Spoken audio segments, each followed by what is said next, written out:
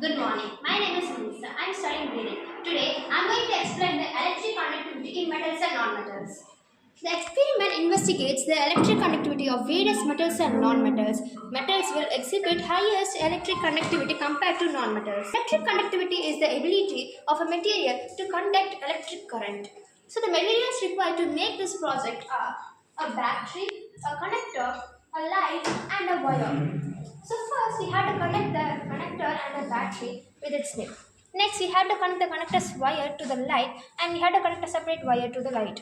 This will be the final output. Now I have taken a non-metal which is a scale. So when I connect this, the light will not glow because it is a non-metal. But if I take a metal, it is a metal. So if I connect this, the light glows.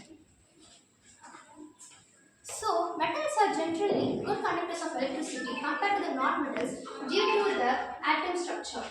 So, future direction. Investigate the effect of temperature of the electric current. Thank you.